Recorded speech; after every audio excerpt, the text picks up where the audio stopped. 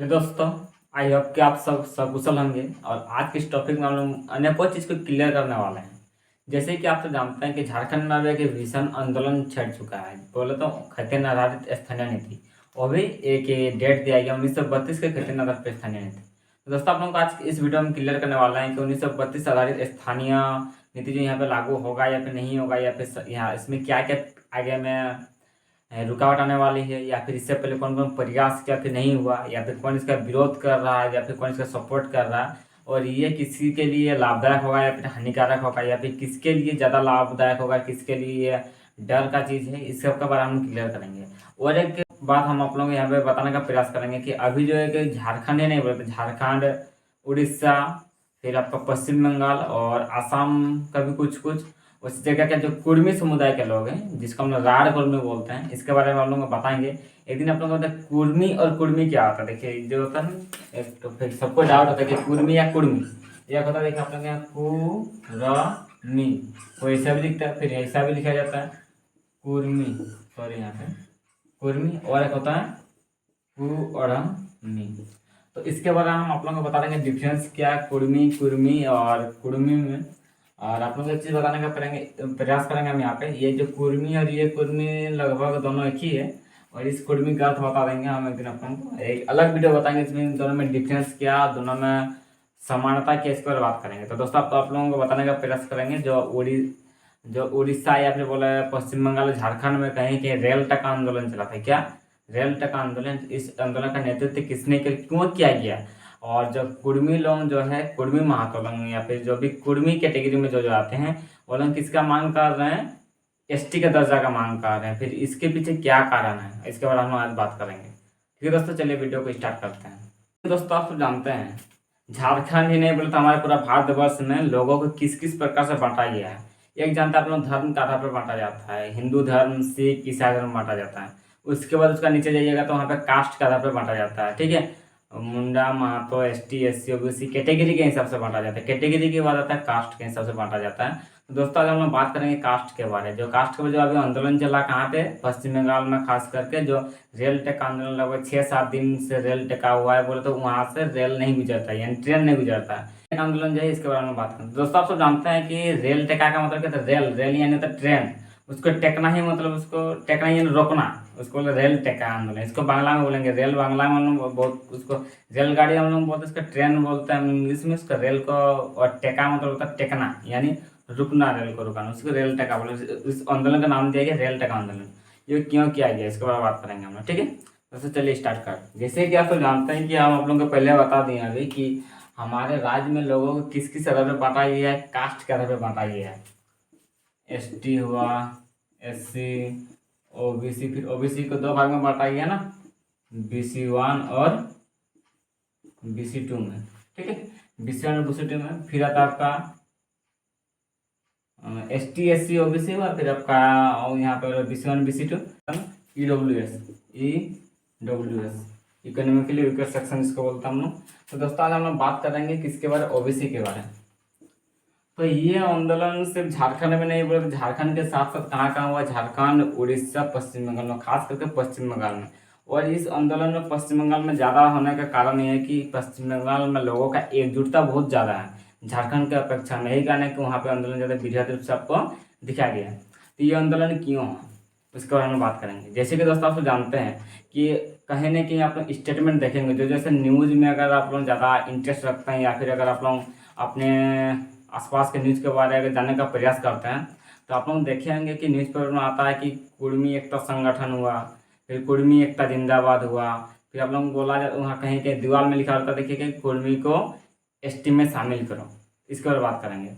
और ख़ास करके हम यहाँ पे आप लोगों को एक चीज़ बताने का प्रयास करेंगे, जो भी एसटी दोस्त हैं, फिर एसटी भाई लोग हैं, आप लोग किसी का बहकावे में नहीं आइएगा। क्योंकि देखिए सरकार हो या फिर यहाँ के कुछ कुछ नेता लोग होते हैं, या फिर कुछ कुछ ऐसे लोग होते हैं जो हमारे समाज के लोगों को बिगाड़ने का प्रयास करते हैं। बिगाड़ने का बोले तो लड़ाने का प्रयास करते हैं, एक जाति को दूसरे जाति से, एक धर्म को दूसरे धर्म से लड़ाने का प्रयास करते हैं। वही अभी भी हो रहा है। कैसे, और आप लोगों को बताने का प्रयास करेंगे हम यहाँ पे।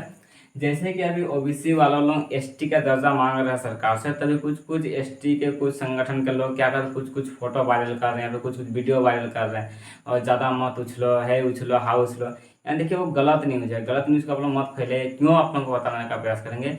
यहाँ पे देखिए एसटी से हम लोगों का कोई दिक्कत नहीं है, ठीक है। एसटी कैटेगरी में जो जो आता है हम आप लोगों से कोई छीन थोड़ी से रहे हैं। हम लोग जो पहले थे बोले तो जो ओबीसी लोग जो पहले थे वो आप लोग जो पहले जो थे वही मांग रहे हैं। इसको हम लोग एग्जाम्पल के तहत समझेंगे। जैसे कि कोई एक किसान है, ठीक है, कोई एक किसान है जिसका क्या दो बेटा था, क्या था, दो बेटा, ठीक है। इधर एक है और इधर, यानी वंशावली बनाता मान के इसको इस सामान किसी भी बनाते हैं ऐसा कुछ चीज तो इसको वंशावली बोलता हूँ, ठीक है। कोई इसका दो बेटा है, ठीक है। एक मान के चलिए आपका एसटी, दूसरा ओबीसी, और किसान क्या था, एसटी। आप लोगों को सीधा सीधा समझ में आएगा, ठीक है। आप लोगों को बताने का प्रयास करेंगे यहाँ पे हम कि ईस्वी के साथ साथ आप लोगों को बताने का प्रयास करेंगे। एग्जैक्ट हमको पता नहीं, जो आप लोगों को जब हमारा देश जब अलग हुआ किससे, सॉरी हमारा देश जब आज़ाद हुआ, ठीक है, 1947 को, तो उन टाइम क्या क्या क्या हम लोग का ओबीसी जो थे, हम लोग ओबीसी से क्या हटाया गया था, अभी हम लोग को ओबीसी बनाया गया है, ठीक है। यानी इसका मान के चलेंगे हम लोग क्या, इसका नाम का चलिए, इसका नाम है राजू और इसका नाम है राजा, क्या नाम है, राजा, ठीक है। किसान क्या था, एसटी था, उसका दो बच्चा था, क्या राजू, राजू भी क्या है, एसटी है। और किसान का दूसरा बेटा क्या था, राजा, वो भी क्या था, एसटी था, क्या था, पहले एसटी था। लेकिन आप लोगों को बताने का प्रयास करेंगे कि 1950 या 1931 एग्जैक्ट हमको नहीं पता, लेकिन हमको जो हम इसके बारे खोजे तो हमको पता चला कि 1931 या फिर 1950। अगर आप लोग क्लियर है तो आप लोग बता दीजिए कमेंट करके इस डेट में। और इसका डेट हमको याद आ रहा है 6 सितंबर 6 सितंबर को, और हमको ईस्वी याद नहीं आ रहा, डेट है 6 सितंबर 1931 या फिर 1950 होगा, ठीक है। आप लोग बता दीजिए कमेंट करके इस डेट में क्या किया गया कि ओबीसी को यानी राजा को क्या किया गया, एसटी से उसको ओबीसी बनाया गया। अब क्यों बनाया गया आप लोगों को बताने का प्रयास करेंगे हम यहाँ पे। राजू का जो आगे और वंशज आया राजू का, इसका जनसंख्या कितना था, कम था, क्या था इसका जनसंख्या, कम था। अगर ये लोग 20 था तो राजा का परिवार में कितना जनसंख्या है कि यहाँ पे 60, टोटल कितना आ गया, 60 20 80। तो आप लोग यहाँ पे से एग्जाम्पल से समझिए, किसान जो है कहाँ का है, झारखंड का। किसान कहाँ का, झारखंड का। झारखंड के लोगों को दो भाग में बांटा गया, एक राजू के रूप में जो एसटी कैटेगरी को बांटा गया, और दूसरा आप लोगों को बोले तो हम इधर राजा के रूप में ओबीसी को बांटा गया, किसको, ओबीसी का। और ओबीसी को फिर से दो भाग में बांटा गया, एक BC1 और दूसरा BC2। और BC1 में आता कुर्मी, और कुर्मी का जनसंख्या पूरा झारखंड का जनसंख्या का लगभग आधा है, बोले तो 50%। और भी यहाँ पे उत्तर पाओ, ठीक है। अब हम लोग यहाँ पर समझेंगे आखिर क्यों जो एसटी थे हम लोग, जो ओबीसी जो एसटी था, और ओबीसी जो यहाँ पे जो हम लोग का कुर्मी लोग जो एसटी था, उन लोगों को क्यों एसटी से हटा के ओबीसी में डाला गया, इसके बारे में बात करेंगे। तो दोस्तों हम लोग बताने का प्रयास करेंगे कि हमारा झारखंड क्या है, खनिज संपदा से परिपूर्ण है। यानी झारखंड में जहाँ खोनिएगा आप लोग वहाँ पे खनिज मिलेगा। तो झारखंड का अगर कहीं भी, अगर झारखंड में अगर कुछ अगर माइनिंग्स खोलना है या फिर कुछ भी अगर काम करना है, कुछ फैक्ट्री लगाना है, तो ज़मीन को खरीदना होगा कि नहीं, खरीदना होगा।